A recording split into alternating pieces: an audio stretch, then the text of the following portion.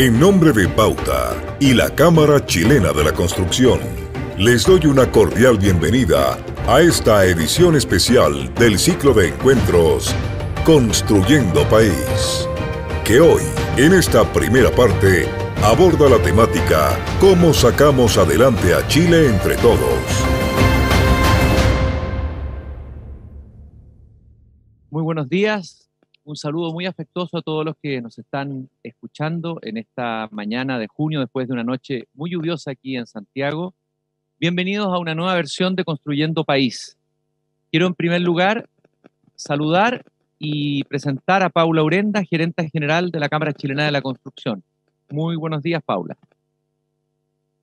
Buenos días, Cristian. Muchas gracias a todos. Muchas gracias especial a Pauta por mantener este espacio de reflexión que se hace tan necesario para que tengamos este diálogo y conversación para abordar, en el fondo, la pregunta que hoy día nos estamos planteando. ¿Cómo sacamos a Chile adelante entre todos? Pareciera hoy día una tarea bien titánica, pero creo que sobre la base de los consensos, de compartir experiencias y de hacer cada uno lo que mejor sabe hacer, podemos encontrar hoy día quizás algunas respuestas. Para la Cámara Chilena de la Construcción, esta discusión es clave. Somos un sector que es crítico para la generación de empleo y para el dinamismo de nuestro país. La construcción aporta cerca del 7% del PIB y cerca del 9% de la mano de obra total en nuestro país. Sin embargo, desde octubre está viviendo una situación complicada que se ha agravado con la crisis sanitaria. Hoy día tenemos casi 900.000 proyectos detenidos por las medidas de confinamiento y creemos que vamos a tener un índice de cesantía de alrededor de 120.000 empleos hacia final de año. Son cifras duras que nos duelen, no tanto por los números, sino que porque cada uno de estos números significan familias y personas que lo están pasando mal y que necesitan el apoyo de todos, del Estado, de las empresas, de la sociedad civil y también de nosotros, de los gremios. Y así lo entendimos, porque también forma parte del ADN de este gremio, y por eso somos parte de la iniciativa Siempre, por ejemplo, que ha impulsado la CPC, y por eso a través de también bastantes organizaciones relacionadas a la Cámara hemos puesto a disposición casi el 20% de las camas privadas de cuidados intensivos del país. Y si nos vamos un poco a lo sectorial, a días de la pandemia lanzamos un protocolo sanitario. Este protocolo fue diseñado por nosotros en conjunto con la Mutual, validado por las distintas autoridades para cuidar la salud de todos nuestros trabajadores y además mantener la continuidad de las obras en la medida que fueran lugares seguros para trabajar. Un esfuerzo público y privado donde acordamos un protocolo, le pedimos a la autoridad que nos fiscalizara y estamos impulsando fuertemente la adhesión en todas nuestras empresas socias y también toda la industria. Queremos que esto se transforme en un nuevo estándar, acorde a la nueva realidad que estamos viviendo. Hoy día tenemos casi 800 empresas adheridas a este compromiso, estamos muy contentos, eso representa 150.000 trabajadores que estamos cuidando con este protocolo, pero no nos podemos quedar ahí, queremos plantearnos una meta ambiciosa, que es que el 100% de las empresas socias de la Cámara esté adherida a este compromiso. Pero incluso si llegamos a esa meta, sabemos que eso no es suficiente, que no solamente nos podemos preocupar de los sanitarios, sino que también esta crisis ha llegado a lo más profundo y está generando una crisis social muy importante con muchos trabajadores cesantes. Y por eso, además del compromiso sanitario, lanzamos un compromiso social que busca en especial apoyar a todos los trabajadores cesantes de la industria de la construcción, de nuestras empresas socias. Y ahí armamos un programa que aborda tres ámbitos. Uno es la contención. Creemos que la salud mental es un tema importante en este minuto y tenemos que abordarlo. Contención emocional y psicológica. Apoyos económicos mensuales para estos trabajadores y sus familias. Y también orientación. A veces hay muchos beneficios, subsidios disponibles que los trabajadores no saben que puedan optar. ¿Y por qué les cuento todo esto? Porque creemos que a pesar que estas iniciativas son acotadas, tienen un impacto acotado en los trabajadores solamente de la construcción y sin duda pueden seguir desarrollándose, creo que tienen algunas condiciones que son necesarias para que veamos cómo abordamos esta crisis y han cumplido con ciertos procesos que son necesarios. Primero surgen de procesos de diálogo, donde hemos incorporado a todos los involucrados y escuchando sus necesidades reales. han apuntado alto, nos han planteado metas muy ambiciosas. Se han establecido confianzas y consensos. Y cuarto, han demandado el trabajo de todos los sectores, por ejemplo, el sector público y privado, para trabajar en conjunto con un objetivo común. Y este es el espíritu que nos gustaría que inundara Chile, que ojalá todos sintamos que esto no es solamente una responsabilidad, sino que tenemos una oportunidad de construir un Chile distinto. Son nuevos tiempos, seguramente la sociedad que vamos a construir ahora va a ser distinta, y lo que sí tenemos que tener claro es que todos necesitamos proponer soluciones. Para eso hemos invitado hoy día a este panel a varios especialistas y que sabemos que nos van a iluminar con sus ideas. Primero, don Mario Kreuzberger, muchas gracias por acompañarnos, alguien que sabe muy bien cómo unir a Chile. Segundo, a Rodrigo Jordán, alguien que es un especialista en cómo lograr metas que a veces parecen imposibles. Y a Bernardo Larraín, quien claramente conoce muy bien cuál es el rol que tiene que cumplir la empresa en todo este desafío. Todos moderados por Christian Banken, quien estoy seguro va a lograr tender puentes entre ellos y ver cómo avanzamos en este camino de sacar a Chile adelante entre todos. Así que muchas gracias. Muchas gracias, Paula. Quiero recordarles que la Cámara Chilena de la Construcción te invita este 7, 8 y 9 de julio a las 9 de la mañana a la 9ª Conferencia Internacional de Ciudad, Cómo Construir Ciudad para Todos. También menciono a AFP Habitat, que te invita a quedarte en casa y a realizar lo que necesitas de manera fácil y rápida. Y para eso, conéctate al sitio web de Habitat o Habitat AP. Quiero, junto con saludar a los 3 contertulios que me van a acompañar esta mañana, quiero primero agradecerles su presencia aquí, bueno, agradecerle la presencia a todos los que están acá en este espacio de conversación. Quiero recordar una frase del filósofo chileno Humberto Giannini, a propósito de lo que tú decías, Paula, de la necesidad urgente de la conversación y de tender puentes. Él decía que la conversación es una de las formas más altas de la hospitalidad humana. Y me parece a mí que necesitamos urgente en Chile esa hospitalidad mutua. Escucharnos, conocernos desde la diferencia, mirarnos y conversar en hospitalidad. Y vamos a hablar de Chile, de cómo levantar el país. Ya tenemos conciencia, me parece, no sé si todos, de la envergadura de esta crisis, cómo golpea no solo las cifras, sino las personas comunes y corrientes, personas que tienen rostro, que tienen vida. Tú decías, Paula, familia, hay dolor. Es una crisis tremenda. Algunos hablan no de una pandemia, sino de una sindemia. Veníamos de una crisis social y política, entramos en una crisis sanitaria y en una crisis económica. Y en los momentos tan radicales y tan extremos, a mí me parece que uno tiene que ir a los fundamentos, a los orígenes, a aquello que nos une en lo más profundo. Y yo quería abrir este diálogo, siempre lo hago por lo demás, cuando hago entrevistas, leyendo brevemente un fragmento de un poema, porque a mí me parece que la poesía en Chile es tal vez uno de los fundamentos más originales, más genuinos, donde hemos llegado más lejos. Tenemos 2 premios Nobel de literatura, 2 poetas, y muchas veces no conversamos con nuestros poetas, y los poetas son el pensamiento original de Chile. Y quiero leer un pequeño fragmento de un poema muy hermoso, donde está expresada y sintetizada toda la nostalgia por Chile, cuando perdemos Chile, ya sea porque estamos lejos, ya sea por un exilio, ya sea porque lo perdemos de alguna manera, hemos perdido algo, obviamente, con esta crisis. Neruda, en el poema Cuando de Chile, dice: oh Chile, largo pétalo de mar y vino y nieve, ay cuándo y cuándo me encontraré contigo. Enrollarás tu cinta de espuma blanca y negra en mi cintura, desencadenaré mi poesía sobre tu territorio. Hay hombres mitad pez, mitad viento, hay otros hombres hechos de agua. Yo estoy hecho de tierra, voy por el mundo, cada vez más alegre. Cada ciudad me da una nueva vida. El mundo está naciendo, pero si llueve en Lota, sobre mí cae la lluvia. Si en Lonquimay la nieve resbala en las hojas, llega la nieve donde estoy.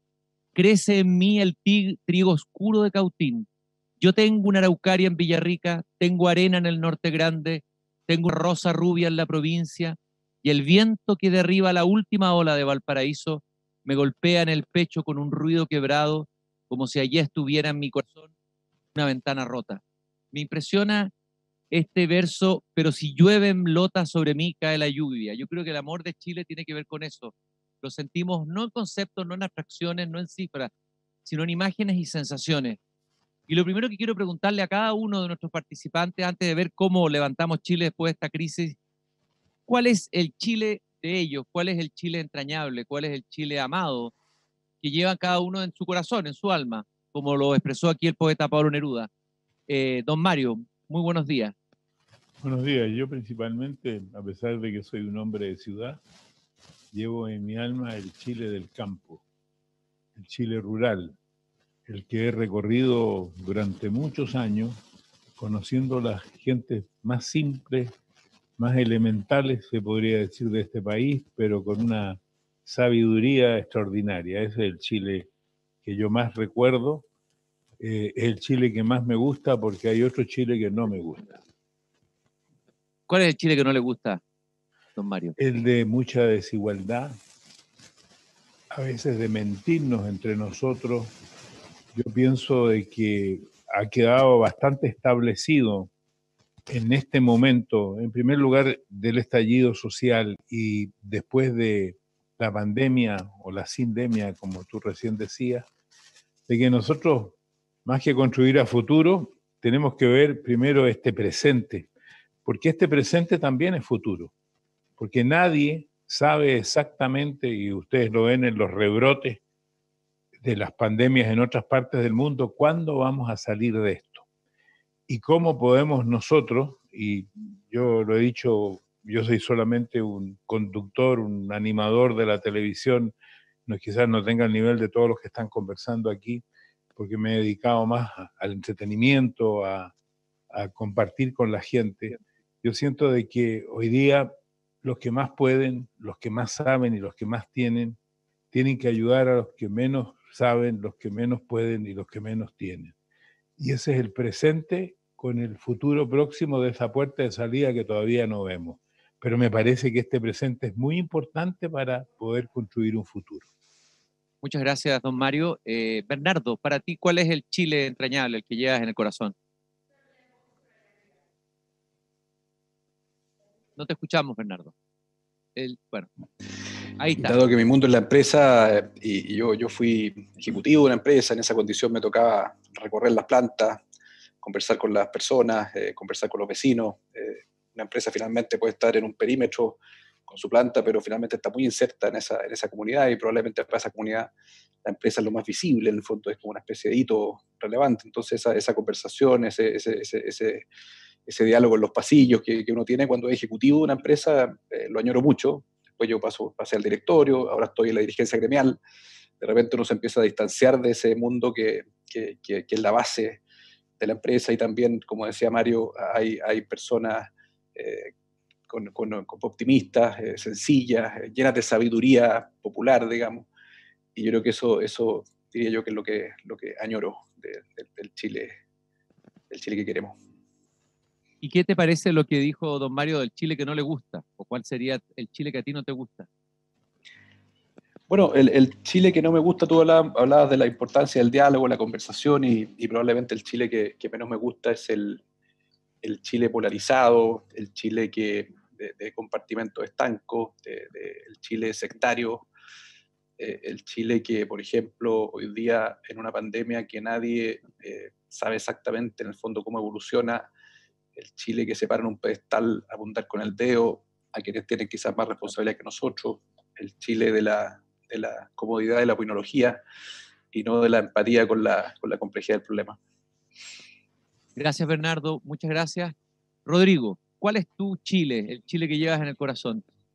Con el Chile que te llevas cuando asciendes las montañas, ¿no es cierto? Okay, eso justamente te iba a decir. Yo tengo una vinculación con las montañas y cuando en el poema que tú lees Neruda hace referencia a esa cordillera, siempre me ha afectado mucho. Y comparto aquí con lo que dice Mario. En el mundo del montañismo están unas personas que son de la propia tierra, que son los arrieros.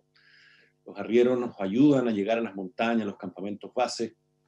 Y los arrieros tienen eso que Mario echa de menos. Son solidarios, son comunicativos, son divertidos, tienen un sentido del humor. se genera una comunidad alrededor de esa fogata en la noche en que todos somos iguales. Puede venir un empresario, ¿no es cierto?, que porque le gustó el montañismo, está haciendo montaña, puede venir un joven de Renca, somos todos iguales. Entonces es un país mucho más solidario, mucho más equitativo, mucho más igualitario. Ese es el país que yo echo de menos, un país más justo, ¿no? Y en ese sentido, diciendo lo que no me gusta, claramente yo comparto con don Mario la inequidad, pero una de las cosas que más no me gusta en Chile es la segregación que tenemos. Y lo digo abiertamente, nosotros hoy día aquí estamos en este espacio muy bien construido por la Cámara Chilena de Construcción, por quien tengo mucho respeto. Han hecho acción social desde años, desde hace 50 o 60 años la Cámara Chilena de Construcción ha hecho acción por los que menos tienen muy significativa. Pero igual seguimos siendo de una élite. Y la élite, especialmente en el estallido, quedó comprobado. Hay un, no sé, 70% de las personas que no participan de estos espacios, que no tienen lugar.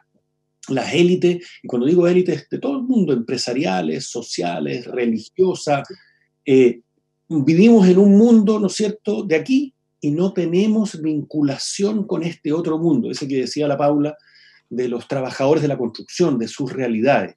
Esa segregación que parte por el territorio, pero también es cultural, es económica, es social, es verdad la que no me gusta. Muchas gracias, Rodrigo.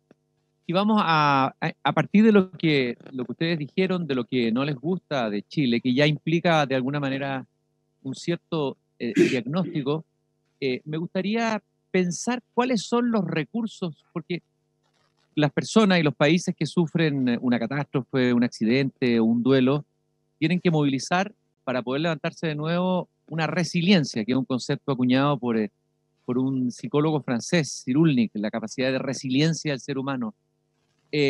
¿Cuáles son los recursos de resiliencia con lo que contaríamos en Chile? ¿Recursos culturales, políticos, recursos humanos? ¿Cuáles les parecen a usted, don Mario, que serían esos recursos para ir a buscarlo y a dónde ir a buscarlo, para empezar a pensar cómo va a ser esta reconstrucción, llamémosla así, post-pandemia? Pero ahí yo pienso que estamos como llegando, cuando con esa pregunta, perdón, pero es como que estuviéramos llegando a la cumbre de la montaña. Sí. Porque yo escuchaba a Paula hablar de estos 150.000 trabajadores, pero estos 150.000 trabajadores viven entre una hora y cuarto del lugar donde trabajan. Todas las mañanas vemos las filas que hacen para tomar los buses y todos vemos cómo vienen dentro de los buses. Entonces, ¿cómo se puede proteger en esta pandemia a la gente? Y todos, y no sé si también se han preguntado dónde viven y cómo viven, porque en esta pandemia aparecen muchas cosas que tienen que ver con el progreso que hemos tenido, pero que tenemos que mejorar, porque, claro, entre vivir en una media agua y vivir en una casa de 38 metros cuadrados, que es el estándar de esas casas, es muchísimo mejor. Pero vivir en una casa de 38 metros cuadrados, no sé si alguno de ustedes la ha visitado, porque yo sí las he visitado, es, no sé, es una cosa, pero pequeñísima, donde vive una familia de 6 personas. ¿Cómo se protegen hoy día en esta pandemia? Esto es todo lo que a mí me parece que hay que ver mucho antes que lo que va a pasar después. Hoy día tenemos que buscar soluciones frente a algo que nos está ocurriendo, porque según veo en las estadísticas, estamos en 8º lugar de infectados en el mundo y en el lugar número 15 de mortalidad. O sea, tenemos que cuidarnos, estamos en un momento álgido de esta pandemia en Chile y tenemos que levantar además el espíritu de todo el país. Don Mario, sí. No, me parece perfecto. Yo creo que tiene toda la razón en lo que acaba de decir sobre la pregunta. Quizás me adelanté muy rápido a lo que viene después. Y tal vez por eso quiero volver atrás. A usted le ha tocado vivir Chile en estos, bueno, conoce la historia de Chile en las últimas décadas. Ha estado conectado con la gente, con la realidad, a través de infinitas largas conversaciones, encuentros, a través de la televisión, a través... ¿Qué ha pasado con Chile entonces en estas décadas? Bueno, ¿era todo mentira, era todo una ilusión? este desarrollo del que nos sentíamos orgullosos? ¿Cómo lo ve? ¿Hay luces y sombras? ¿Cómo lo ve usted? Lo dije al principio, no tengo quizás, tengo la preparación solamente del menos común de los sentidos, del sentido común. Y además debo decir que durante los últimos 33 años yo no he vivido en Chile. Vengo todos los meses a Chile, pero ustedes saben, he vivido en el extranjero. Sin embargo, cuando he venido, y también durante los primeros 30 años que trabajé en la televisión, recorrí todo Chile. Y cuando digo recorrí todo Chile, no solamente recorrí todas las provincias y todas las regiones de Chile, sino también recorrí todas las ciudades completas en todos los lugares. Yo creo que Chile en los últimos 40 años ha avanzado muchísimo, pero me parece que avanzó de una manera muy rápida y eso de alguna manera dejó, por lo menos lo que me parece que pasó en el último tiempo, es que la gente estaba muy endeudada en Chile, con unos créditos carísimos que no podía pagar, y lo que había conseguido en estos años lo estaba perdiendo a través del crédito. Eso me pareció que era lo primero que pasaba, además de lo que dijo Rodrigo, de la desigualdad que se produce, una desigualdad inmensa. Y yo creo que es por ahí donde nosotros tenemos que buscar la solución. Seguramente esto es una solución difícil y un empresario como Bernardo lo podrá explicar mejor, porque esto tiene que ser un equilibrio entre el interés por invertir en Chile, por trabajar en Chile y producir un equilibrio entre la sociedad, que también fue algo que dijo Rodrigo, con que estoy totalmente de acuerdo. Él dice, mira, aquí hay un corte, es como, yo vivo debajo de la cota 1000, es como la cota 1000 para arriba y para abajo. Entonces, yo creo que esas son cosas que Chile tiene pendiente y no tengo la explicación, no tengo yo la capacidad de encontrar la solución, pero sí ese es mi diagnóstico. Gracias, don Mario. Bernardo, tú te has caracterizado en el último tiempo por ser uno de los empresarios con ideas más inclusivas, con mayor flexibilidad, con capacidad de generar acuerdos, de tender puentes, de abrir diálogo. Al revés de la imagen que hay, digo que es la imagen, no digo que sea justa, hay una parte importante de la población que ha castigado fuertemente al empresariado como uno de los corresponsables de esta crisis social. Yo sé que ahí son juicios que a veces se hacen en bulto y evidentemente que no todos los empresarios ni son corruptos, ni coludidos, y etcétera. Pero hay una crítica que uno lo pulsa en la calle, ¿no? A ver, ¿cómo como empresario, digamos, cómo percibes todo lo que ha ocurrido, todo lo que acaba de decir don Mario, cómo lo reciclas, cómo ves al Chile que tenemos de base, cómo lo recibimos, digamos, antes de la pandemia? Y me imagino que has hecho una reflexión profunda a partir del estallido social, puesto que has estado generando acuerdos con sectores muy variados políticamente e ideológicamente, digamos, Bernardo. Mira, yo creo que conectándola con tu pregunta anterior, esta otra pregunta, yo creo que Chile tiene espacios de resiliencia, sobre todo cuando analizamos este país en comparación con nuestra región, por ejemplo. No hay duda que lo que se ha hecho en los últimos 30 años nos permite tener resiliencia, ¿no es cierto?, fiscal, nos permite tener una base de sociedad civil muy fuerte, que tiene una capilaridad que en otras países de la región no existe. Entonces, la sociedad civil llega a rincones de pobreza donde el Estado no llega, o si llega mal. Creo que también tenemos un Estado que por muchas ineficiencias y capturas políticas que tenga, tiene una cierta resiliencia. Y lo mismo puedo decir de la política. Yo en ese sentido veo el vaso medio lleno en Chile cuando lo comparo con otros países de la región. Y eso precisamente nos permite hacer cosas como las que estamos haciendo. Hay otros países que no tienen el lujo de poder, en el fondo, ofrecerle a sus ciudadanos para que puedan guardar cuarentena un ingreso de emergencia, como el que está haciendo Chile. Simplemente no tienen los recursos. Así de dramático es. Eso pasa en países como Colombia, como Argentina, en fin. Entonces, tenemos resiliencia. Ahora, yo creo que es importante el recomprender el Chile actual. Si yo tenía una comprensión A el 17 de octubre, debiera en el fondo resetearla a una B en noviembre y probablemente a una comprensión tipo Z en marzo. O sea que la comprensión del Chile de febrero, por así decirlo, es completamente distinta a la que tenemos que reconstruir hoy día. Y esto lo digo porque creo que la comprensión de lo que estamos viviendo es la primera parte de la solución. Eso leyendo la entrevista a este filósofo español, Daniel Innerarity, el domingo en la Arte y Letra, decía eso: mire, la comprensión de la situación que estamos viviendo no es la solución, pero es buena parte de la solución. Y yo creo que esa comprensión le pongo una palabra re-ante, una recomprensión, porque creo que el ministro Briones es el que más lo ha expresado con mucha nitidez, lo expresó en la conversación que tuvo contigo, Cristian, de que él siente, que yo también lo siento, que no terminamos de convencernos o de comprender la magnitud de lo que está pasando. Y en esa recomprensión creo que van a aflorar dos palabras que claro, a nivel retórico se dice, pero no sé si hay una comprensión cabal de la profundidad de la situación de pobreza que vamos a vivir y de la profundidad de la situación de desempleo que vamos a vivir. Y creo que cuando uno, por ejemplo, piensa en una hoja de ruta, concepto con el cual yo estoy 100% de acuerdo, hoja de ruta a largo plazo, en fin, ¿qué pasó? Pasó que con esta pandemia, la primera estación de esa hoja de ruta va a ser una estación que no hay ningún camino que no vaya a pasar por ella. Y esa estación se llama pobreza, se llama desempleo, y por lo tanto, el desafío ¿cuál es? ¿No? Así como tiene que haber una recomprensión, también creo yo que tiene que haber un reseteo de los instrumentos.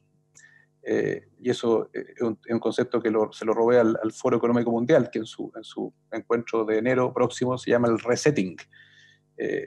Porque claramente yo creo que a mí lo que de repente me distancia a las personas que andan con el mismo martillo buscando los mismos clavos, por así decirlo. En circunstancias que Chile cambió profundamente y hay una primera estación que, insisto, el desafío de empleo, el desafío de pobreza va a ser gigantesco y va a ser de tal magnitud que no hay todos los destinos en el fondo que conversábamos hace 3 meses, tener una economía en el fondo que es sustentable, que abrace el cambio climático. Si no abordamos el drama de la pobreza, el drama del empleo, no lograremos llegar a pasar el valle para poder en el fondo pensar esos desafíos de largo plazo. Ahora, este retooling, estos nuevos instrumentos, es como cuando uno resetea el computador y te aparece un nuevo fondo de pantalla, que el fondo de pantalla en Chile va a ser, ¿no es cierto?, uno con más pobreza, con más desempleo, y tienes que tener nuevas aplicaciones, nuevos instrumentos. Ahora, esos instrumentos, ¿cuál es el desafío? Que al mismo tiempo que están abordando una situación contingente, dramática, como la que acabo de mencionar, también estén abordando desafíos de largo plazo. Entonces, por ejemplo, un tema tan pertinente para la construcción, si uno piensa en la ciudad, en el fondo, que han estado muy segregadas, en el tipo de vivienda que estamos construyendo. Mario decía los 38 metros cuadrados. ¿Por qué no nos ponemos las pilas y ponemos en la mesa, por ejemplo, el concepto que hace mucho tiempo está transmitiendo arquitectos destacados como Alejandro Aravena, de la vivienda incremental, donde tú diseñas un núcleo básico que lo construyes con agilidad y dejas prediseñado la ampliación para que esa vivienda se transforme, tenga un ADN de clase media? Quizás al principio los recursos, la escasez, no va a permitir de entrada construirla como clase media, pero ¿por qué no tener esa unidad de servicios básicos y tener todo prediseñado, incluso costeado, para que la persona recurriendo a emprendimientos locales pueda ampliarla cuando vaya requiriéndolo? Y segundo concepto es la construcción de vivienda, el tema de los espacios públicos. ¿Por qué no hacemos un 2x en que cada, en el fondo, solución habitacional tenga, por así decirlo, no sé, un cierto, por cada metro cuadrado de superficie privada, existe una cierta cantidad de metros cuadrados de espacios públicos, que además estos espacios públicos sean gestionados por la misma comunidad para que sean sustentables? Muchas veces se construyen y quedan botados. Entonces, yo creo que el concepto de recomprensión y retooling de instrumentos me parece fundamental. Y solo un último comentario de la importancia de la recomprensión, y porque creo que hay mucha retórica en que se comprende lo que estamos viviendo y no tanta acción. Por ejemplo, cuando, y no quiero meterme en la discusión de su gestión en la salud, pero el ministro Mañalich dijo una vez, hace algunos días, que a él le sorprendía el hacinamiento y la pobreza que se vive en ciertos sectores de Santiago. Y lo crucificaron, porque ¿cómo es posible que un ministro no sepa eso? Entonces yo me pregunto, esas personas que lo crucificaron y que han tenido posiciones de poder en los últimos 15 años, ¿qué estaban haciendo cuando los campamentos pasaron de 27.000 a 60.000 hoy día? Si tenían una cabal comprensión de la pobreza en circunstancias que son los campamentos, la mejor representación de la pobreza. ¿Qué pasó? ¿Qué pasó? Estábamos quizás distraídos en si la gratuidad universitaria iba a ser, ¿no es cierto?, del 60% de la población o del 100% de la población. Y mientras tanto, debajo de las narices de esas personas que sacrificaron a Mitchell Malañez porque simplemente dijo que les sorprendía la pobreza y el hacinamiento, estaba pasando lo que estoy diciendo. 27.000 familias en el 2011, 65.000 familias en la estimación de un techo para Chile, que serán las familias en campamento el 2020. Entonces, se habla de comprensión, pero no se actúa como si esa comprensión fuera cabal. Muchas gracias, Bernardo. Ya la pregunta es como una doble pregunta, pero así que tiene la posibilidad más amplia de poder contestar dentro de ella, porque ahí me la impugnó desde su maestría de entrevistador don Mario, pero tiene toda la razón. Puedes combinarla como lo hizo un poco Bernardo, digamos, y a partir de lo que han dicho Bernardo y Mario. Rodrigo, dale. Bueno, parece que los tres coincidimos que, y es fundamental, una comprensión cabal de lo que estamos viviendo. Yo creo que eso es muy fundamental. Retomando lo que decía, el 70% de las personas no conoce. Comparto lo que dice Bernardo. Yo hago clases de pobreza en la universidad y siempre mis alumnos los últimos 15 años se han sorprendido por la data que uno entrega y data que ha estado ahí, ¿no? Los alumnos no saben cómo se mide la pobreza, saben a cuánto está el dólar, saben el valor de la UEF, saben la tasa de interés, pero no saben cómo se mide la pobreza. Entonces, el desconocimiento es brutal. Pero hay cosas incluso más profundas que la comprensión de esto, porque, por ejemplo, el crecimiento económico. El crecimiento económico ha sido como un mandato, ¿no?, que soluciona. Yo lo suscribía, ¿no es cierto? Es importante un crecimiento para la superación de la pobreza, para las soluciones sociales, etc. Pero eso, como bien dice Bernardo, se contrapone, porque hay una cierta cosa de un crecimiento infinito, se contrapone contra un medio ambiente, contra un medio natural, contra una tierra que tiene recursos finitos. Y esa es una discusión que va a tener que ocurrir, es una discusión muy profunda, muy profunda. Tal vez no es necesaria para solucionar la sindemia de que tú hablas, Cristian, ahora, pero sí va a ser muy profunda para nuestros hijos. O sea, tenemos que resolver un desacoplamiento que desacople el desarrollo social, el desarrollo económico de un crecimiento económico infinito, porque eso no nos va a dar. Tenemos problemas medioambientales en Chile brutales, Puchuncaví, los plásticos, el cambio climático, etc. Entonces, eso también hay que meterlo en la ecuación, porque como dice don Mario, lo que uno haga hoy día tiene consecuencias con lo que va a ocurrir en el futuro. Incluso las soluciones habitacionales. Comparto lo de Bernardo con la arquitectura de Aravena, etc. Pero en Sudáfrica se hicieron políticas distintas. Se hicieron un 3x0, o sea, básicamente lo que se hizo fue acondicionar todo el barrio y la vivienda que se le diera a cada persona. Pero se acondicionaron los barrios y los barrios se hicieron donde vive la gente. No hay esta discriminación territorial que empieza a generar este distanciamiento que ocurre entre la gente. Pero además hay un fenómeno más importante incluso que la pobreza objetiva, como la dice don Mario, dice Bernardo, que no es solo los datos, ¿sí? Ojo, todavía 400.000 o 500.000 personas viven en pobreza extrema en Chile. Y eso a mí me da vergüenza porque un país con los recursos que tenemos, con los recursos humanos, naturales, financieros, de conocimiento, intelectuales, que 500.000 personas no les alcance ni siquiera para satisfacer el 66% de sus necesidades básicas, es impresionante. Pero no es solo los datos duros, es cómo se vive esa pobreza, cómo la vivo yo, ¿no? Porque también hay una dimensión subjetiva de la pobreza y una que es aún mayor, que es la relacional. Yo le digo mucho a mis alumnos, a la gente que me dice, oye, ¿qué hacemos? Una pregunta como esta, ¿cómo sacamos a Chile entre todos? Mira, antes, hazte una para y ándate a pasarte una mañana en el municipio de Cerro Navia, en el municipio de El Bosque, en el municipio de La Pintana, y siéntate y escucha y mira. Mira a la señora que dice, pucha, yo tenía un negocito, lo perdí porque con la pandemia no puedo salir, no tengo plata, mis dos hijos que están en el colegio no tienen ninguna posibilidad de ir a la escuela, no hay internet, no sé qué, entonces uno que tiene 16, que está en cuarto medio, está bordeando ahí con el narco, de lo único que vivimos es de la pensión que tiene mi mamá, por supuesto que el marido no existe. Conocer esa realidad te empapa, ¿no es cierto?, como dice Bernardo, de ese conocimiento de lo que hay que hacer.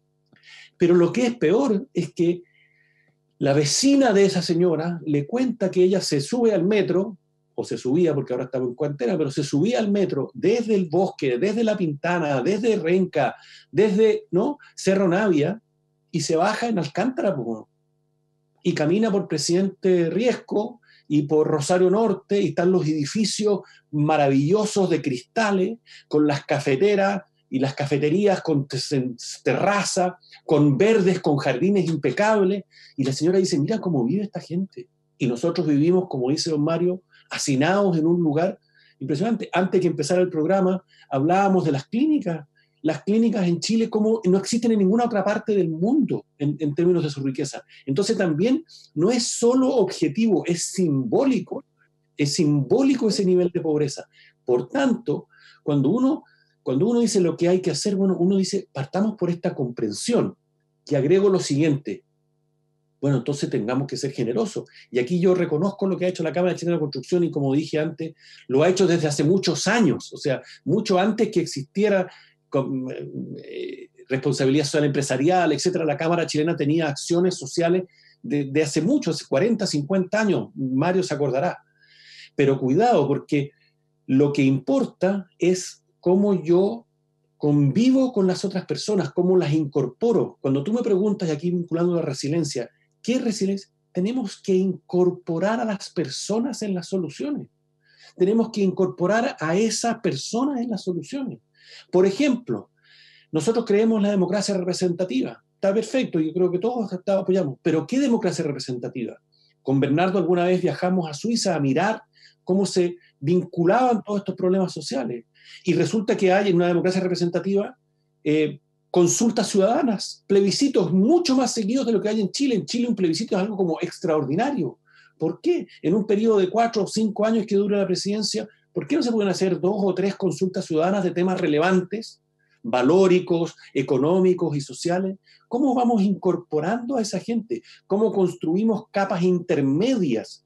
Hoy día no hay capas intermedias, Mario se acordará. Hace 30 años atrás existían los clubes deportivos, las juntas de vecinos, los sindicatos, los colegios profesionales, capas intermedias de la sociedad que organizaban la sociedad y que tenían diálogo con la autoridad. Hoy día nada de eso existe. Nada de eso existe. Existe solo la protesta en la calle y el pedido a la autoridad máxima. ¿Por qué no vamos construyendo una sociedad más rica, que más Eso requiere de algo que Chile tiene. Si tú me preguntas si algo que Chile tiene, y Mario es experto en esto, es generosidad. Pero no solo una generosidad del bolsillo, sino que una generosidad espiritual y una generosidad intelectual. Muchas gracias, Rodrigo.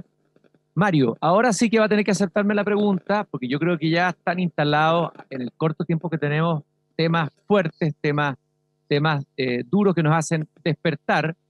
La consigna del estallido social fue Chile despertó. Bueno, todavía falta que despertemos en muchas otras dimensiones, también en la dimensión de la tolerancia, como dijo Bernardo, que también ha estado lamentablemente, ha sido dañada en esta pasada.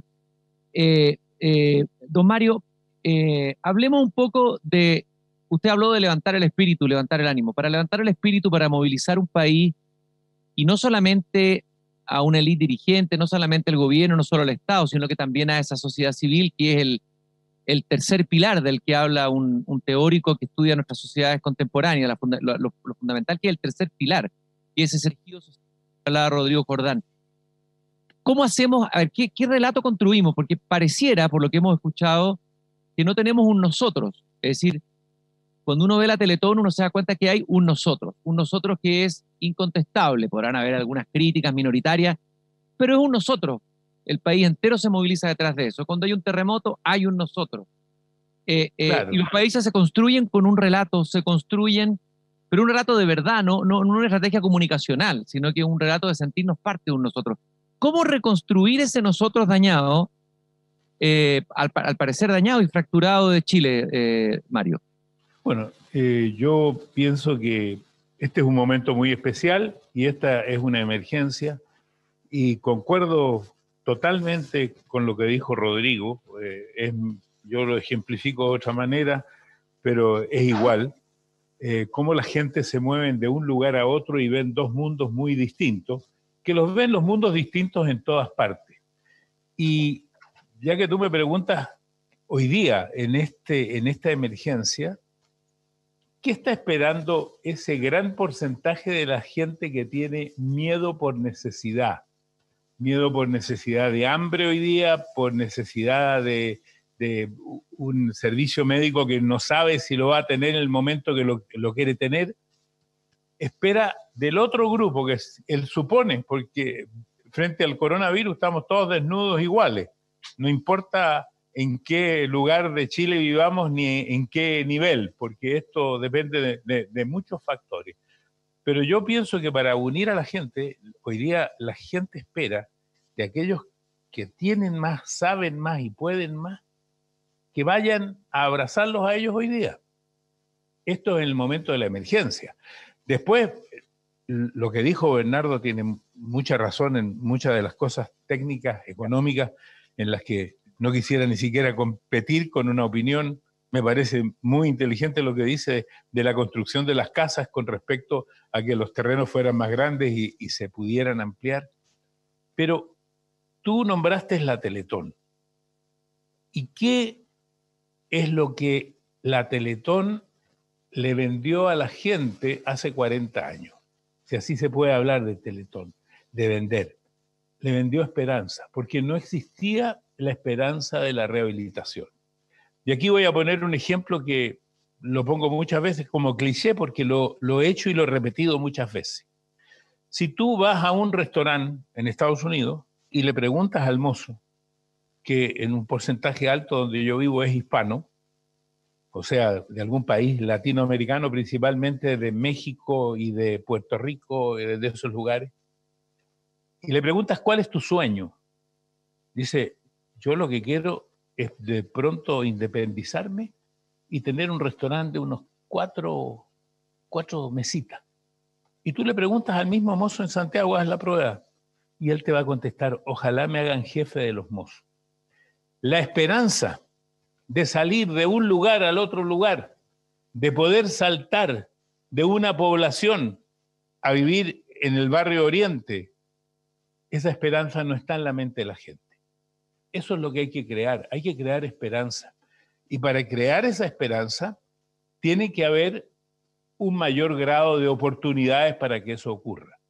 Pero eso es posterior, porque yo sigo insistiendo de que lo que construyamos en este momento, en estos meses, es muy importante para cómo vamos a enfrentar este futuro en que, por sentido común, creo que va a haber mucho desempleo, va a haber mucha sorpresa, mucha pobreza y que nos vamos a necesitar todo.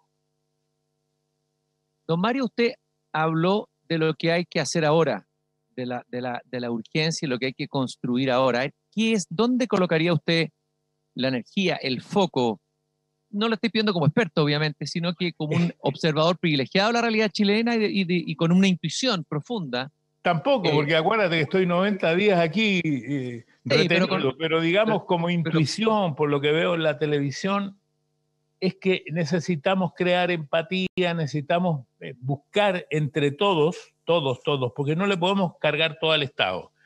El Estado, y tiene mucha razón Bernardo cuando dice, el Estado le pudo dar a los chilenos lo que ninguno de los países vecinos le ha podido dar, porque tuvo esas reservas. Pero conjuntamente con esas reservas sigue manteniendo una gran diferencia. Esa brecha social no la ha logrado arreglar de la manera en que parece que la comunidad entera lo quiere, o la mayoría de la comunidad lo desea. Entonces, siempre es difícil, pero yo pienso que en este momento la empatía de todos y el deseo de todos de colaborar con aquellos que más necesitan, porque eso es lo importante. Fíjate que tú nombraste la Teletón, que yo tuve la oportunidad de mostrarle un instituto a Bernardo, porque yo quería que él fuera y él después te puede contar. Entonces en la Teletón nosotros teníamos un porcentaje muy alto, me voy a extender unos minutos nomás, muy Dale, corto. Dale nomás, tranquilo. Un porcentaje muy alto de gente en contra, no querían que se hiciera la Teletón. Entonces yo dije, está mal explicado porque vamos a hacer una cosa distinta. Hicimos una nueva encuesta y la nueva encuesta fue peor. 78% de la gente decía que no se hiciera la Teletón. Pero un joven, bastante más joven que yo, leyó bien la encuesta y dijo, mire, aquí hay un dato. cuando tú le preguntas a la gente, ¿por qué no quieres que se haga? La mayoría de la gente dice porque va a fracasar, porque no vamos a lograr la meta, esto que hemos logrado durante 40 años. Y cuando preguntas quién está dispuesto a donar, había 58% de la gente que sí quería aportar. Y entonces, ¿qué pasó? 600.000 personas depositaron en la cuenta RUT entre 500 pesos, 800 pesos, 1.000 pesos. Hicieron 2.000 pesos también, 3.000, pero la mayoría eran 500, 800 pesos. Era un aporte simbólico, porque siempre habían aportado y lo sentían propio. Pero aquellos que más podían, triplicaron su aporte. Y otros que más podían, también lo triplicaron. Y así, con aportes importantes de familias y empresas, llegamos a la meta. Todos querían que esto no fracasara, que esto no fallara. Entonces yo digo, Chile hoy día tiene que hacer lo mismo. Tenemos que buscar una manera de ir en ayuda de todo aquel que lo necesita. Yo lo digo, primero el vecino, primero el tipo que más puede en la cuadra, en el barrio, pero aquel que puede hacer su propia campaña, puede mandar el mismo 10 cajas a 10 amigos que sabe que la necesitan, que es una cosa que a mí me ha pasado.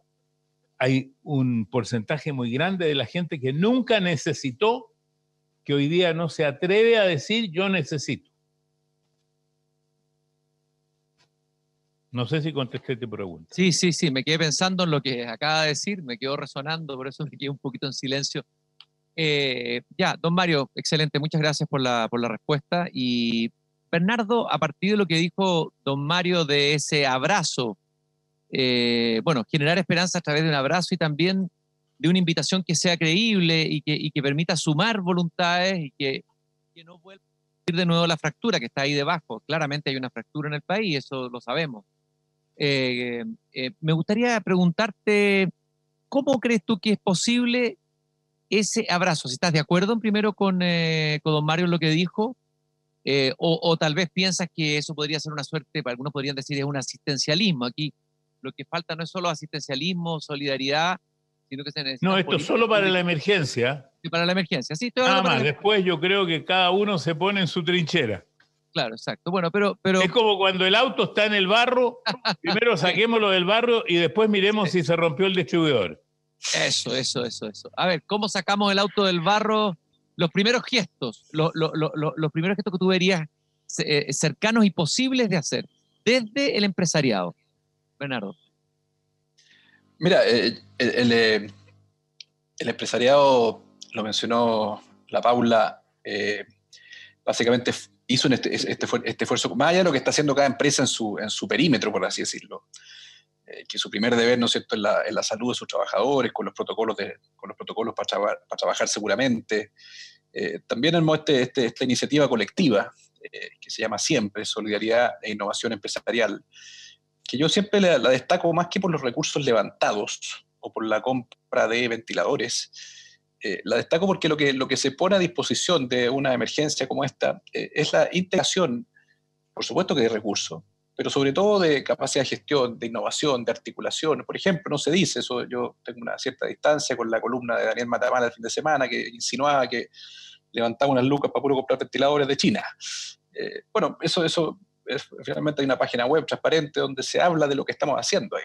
Apoyamos a miles de organizaciones de la sociedad civil, no porque quisiéramos simplemente aportarle recursos, sino que, y por eso, y la misma razón fue la que explicó que apoyáramos fuertemente la Teletón, porque la sociedad civil tiene una capilaridad, una llegada, un tejido social, que es tanto más relevante que, por así decirlo, el bien social que prestan a esas personas que atienden.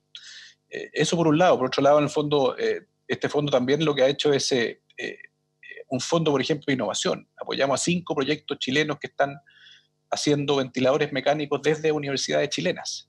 Apoyamos a distintos tratamientos que se están, en el fondo, diseñando en Chile. Incluso el ministro Kuf me decía, ¿por qué no hacemos un estudio de factibilidad para tener una fábrica de vacunas en Chile?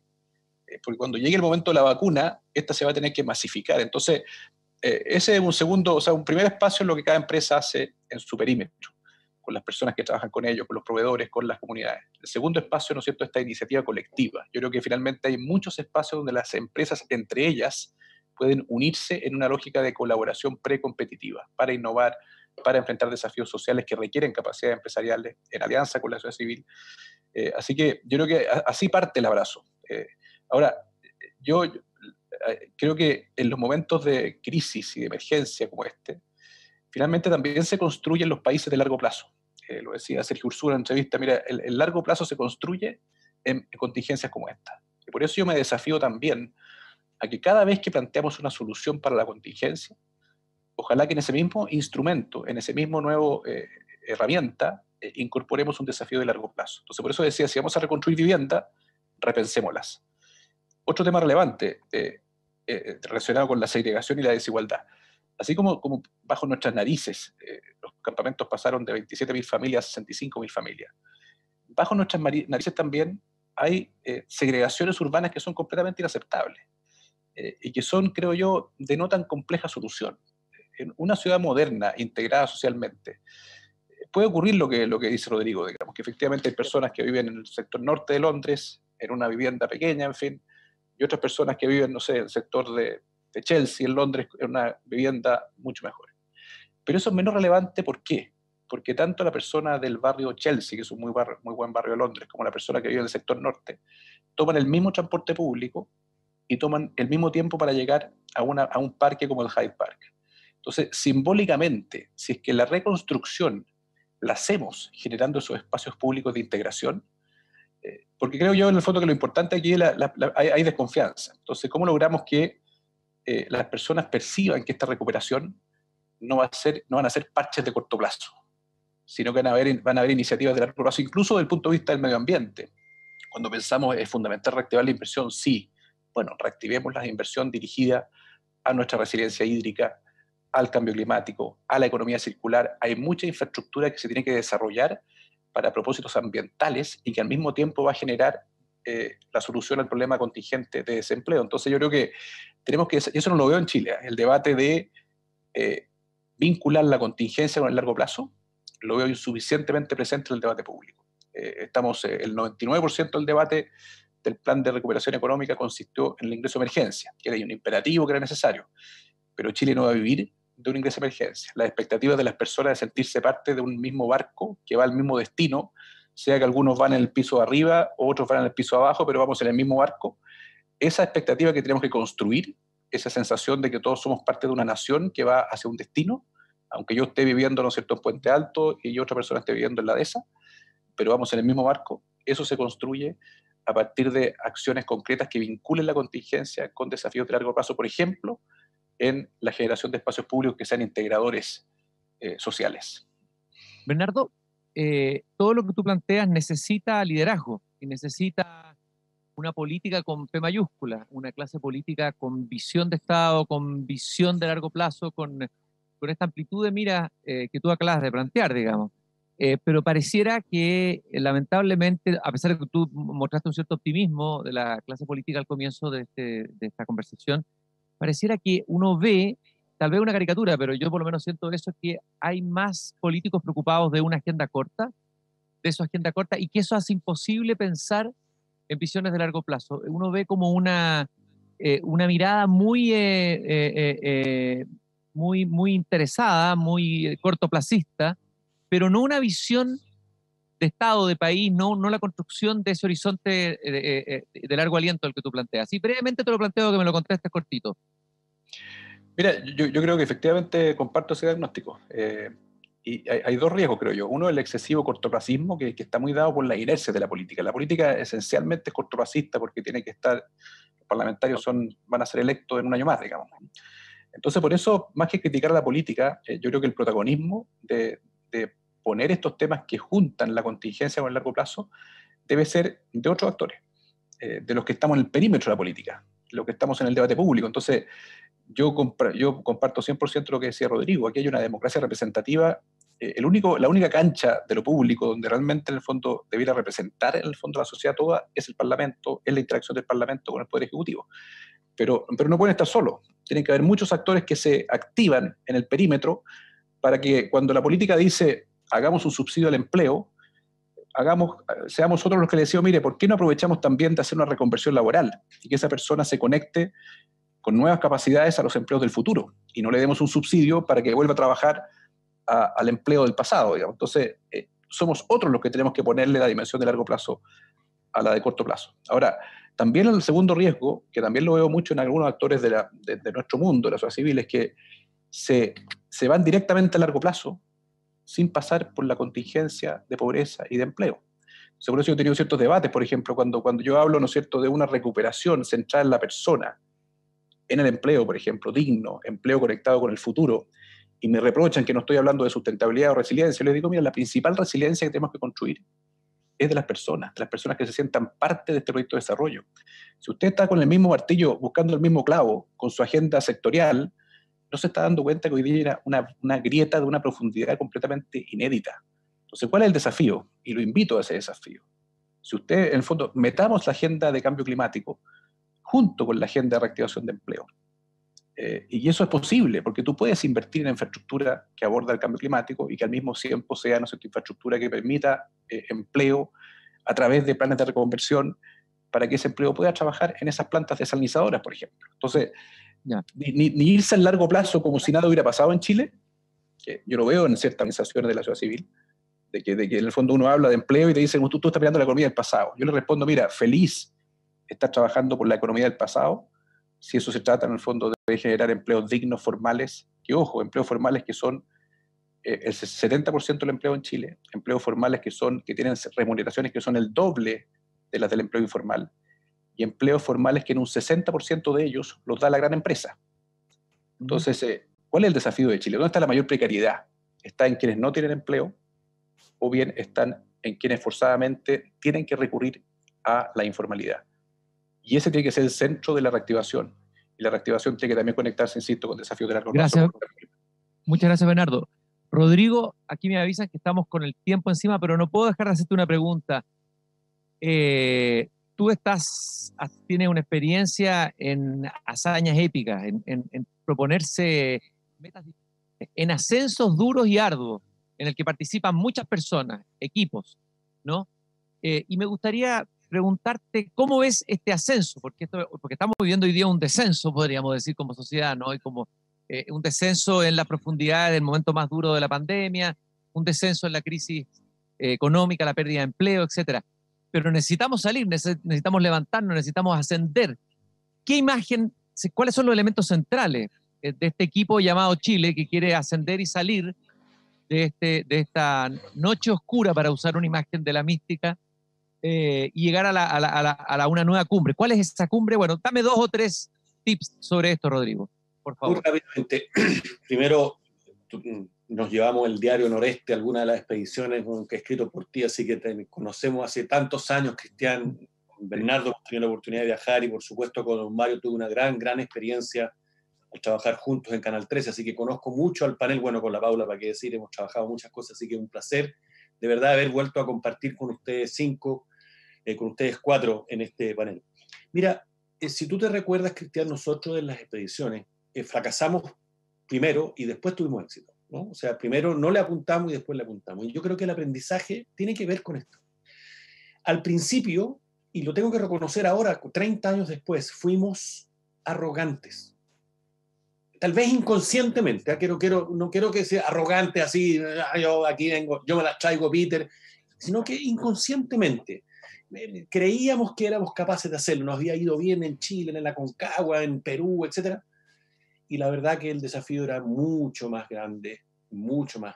Y yo creo que en alguna parte en Chile caímos en una cierta arrogancia inconsciente, que un país ya había salido adelante, que teníamos solucionado nuestros problemas de pobreza. Si uno mira las últimas campañas presidenciales, los temas de pobreza no estaban en las campañas, se hablaba de una clase media, etc.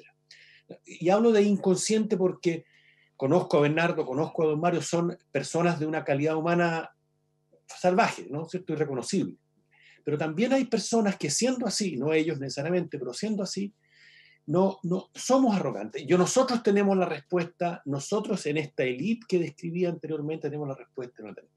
Y lo que yo propongo es tener ahora, para buscar esas soluciones de corto, mediano y largo plazo, como dice Bernardo, una humildad consciente. O sea, ser conscientemente humildes. Mira, vamos a escuchar, nos vamos a ir a sentar con la persona en el municipio de Cerro Navia. Vamos a escuchar a los grupos de la sociedad civil, a los que Bernardo dice que tienen capilaridad.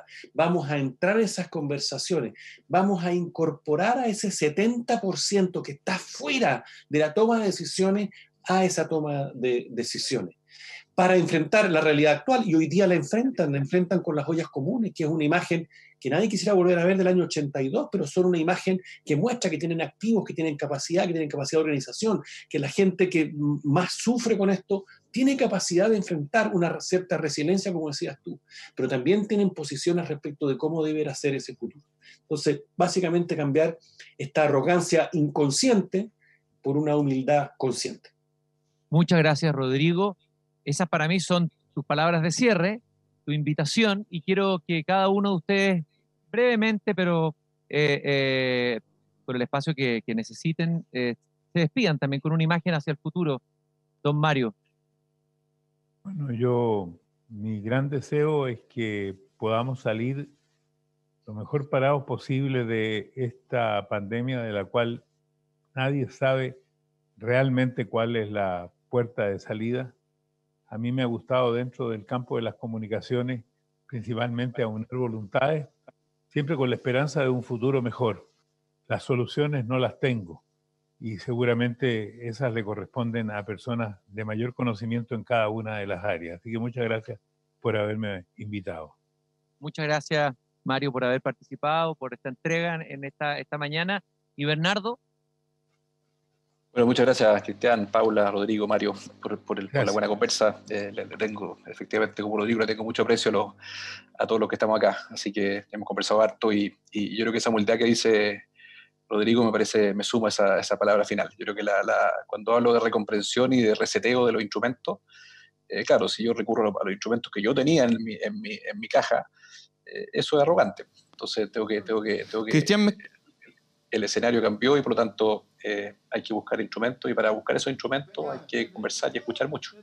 Así que bueno, y muchas gracias por la conversa. Les mando un gran abrazo a los tres y a sus familias. Muchas gracias por haber regalado su tiempo en esta mañana, en una conversación que espero, a mí por lo menos, me ha enriquecido, y a los que nos escucharon yo espero que también. Tengo que hacer una mención comercial. AFP Habitat te invita a ayudarte en casa, a quedarte en casa y a realizar lo que necesitas de manera fácil y segura.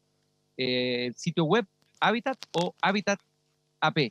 Y quiero despedirme de todos ustedes, agradecer este regalo de esta conversación. Creo que tenemos que seguir conversando para construir esa humildad consciente de la que hablaba Rodrigo. Y le doy el pase a Cristian Rodríguez, que está en los estudios de Radio Pauta, para que los invite a la segunda parte de Construyendo País. Muchas gracias. Gracias, Bernardo. Gracias, Paula, Rodrigo. Gracias. Cristian. Muchas gracias, Rodrigo, Cristian, Paula. Chao, chao.